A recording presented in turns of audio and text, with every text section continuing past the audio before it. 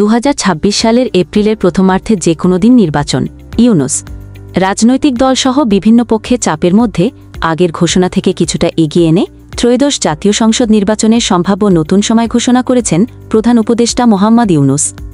ঈদুল আজহা উপলক্ষে শুক্রবার সন্ধ্যায় জাতির উদ্দেশ্যে ভাষণ দিতে এসে তিনি বলেছেন, বিচার, সংস্কার ও নির্বাচন সংক্রান্ত চলমান সংস্কার কার্যক্রম পর্যালোচনা করে আমি আজ দেশবাসীর কাছে ঘোষণা করছি যে আগামী জাতীয় নির্বাচন 2026 সালের এপ্রিলের প্রথমার্ধে যে কোনো একটি দিনে অনুষ্ঠিত হবে। এই ঘোষণার ভিত্তিতে নির্বাচন কমিশন উপযুক্ত সময়ে আপনাদের কাছে নির্বাচনের বিস্তারিত রোডম্যাপ প্রদান করবে।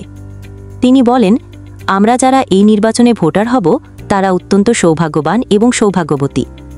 আমরা একটা অনন্য ঐতিহাসিক ভূমিকা পালনের সুযোগ ও দায়িত্ব পাচ্ছি। আমরা জাতির নতুন যাত্রাপথ তৈরি করে দেওয়ার দায়িত্ব পাচ্ছি। আমরা নতুন রাজনৈতিক সংস্কৃতি সৃষ্টির মহান সুযোগটা পাচ্ছি। আমাদের সুচিন্তিত ভোটের মাধ্যমেই নতুন বাংলাদেশ নির্মিত হবে। শহীদদের রক্তদান সার্থক হবে।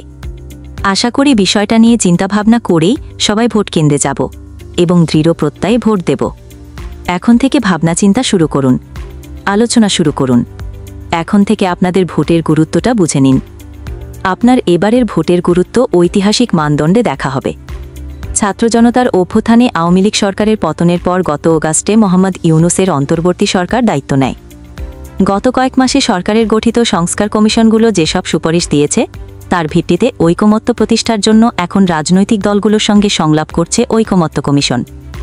এই কমিশনেরও নেতৃত্ব দিচ্ছেন প্রধান উপদেষ্টা ইউনূস।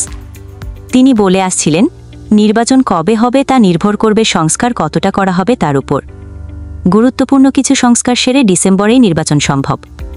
আর আরও কিছু সংস্কার করলে আগামী বছরের জুনের মধ্যে ভোট করা যাবে। তবে নির্বাচন জুনের পরে যাবে না, সেটাও তিনি বলেছেন।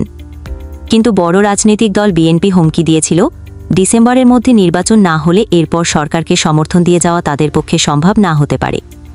অন্যদিকে অভ্যুত্থানে ছাত্রনেতাদের গড়া দল এনসিপি বলে আসছিল, আওয়ামী লীগের বিচার এবং সংস্কারের আগে কোনো নির্বাচন তারা চায় না।